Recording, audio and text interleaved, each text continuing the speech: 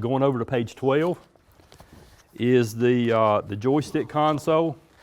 And we talked about the operations of the joystick console earlier. And here are the switches and the legends and everything for that particular console if you need any parts for it, the joystick itself.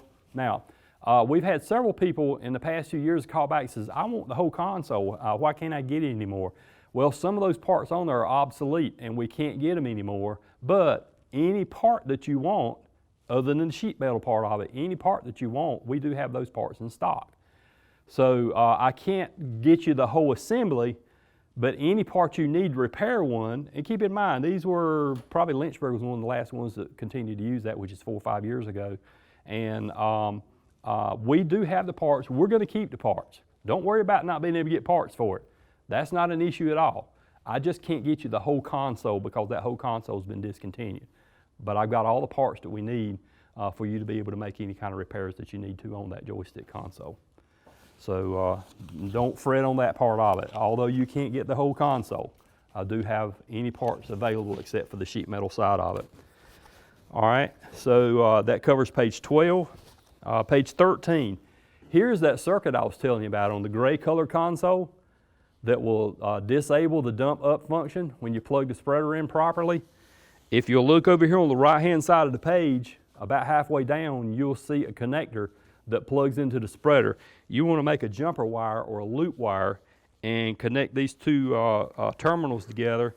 And on the 4-pin connector, you're going to connect G and BK.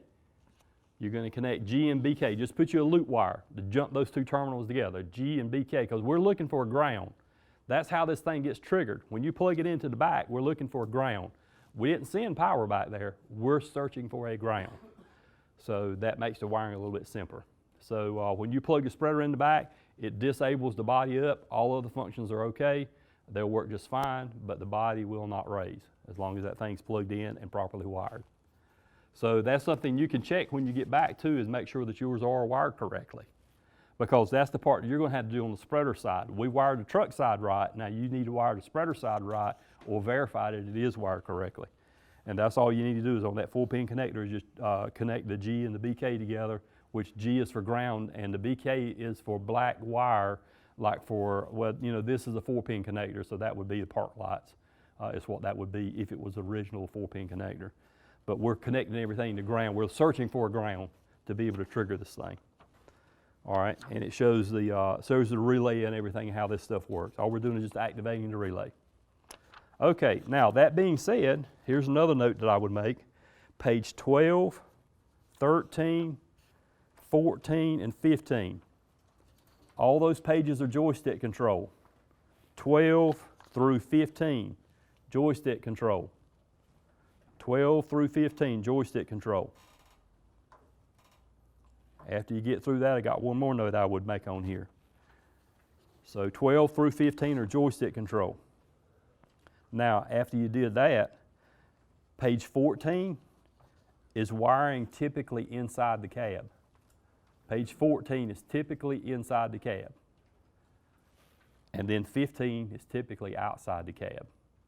So that gives you a good dividing line there as far as troubleshooting and knowing what harness goes where and stuff like that. So page 14 is typically inside the cab.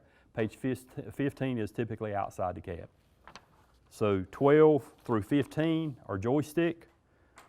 Page 14 is inside the cab. Page 15 is outside the cab. That gives you your wiring diagram to go by there. Now, in the interest of time, we're going to kind of skip over this one because this other manual covers that. We're going to skip a few pages here and come back to the other manual that you've got at a later time. So in the interest of time, we're going to go over to page 19.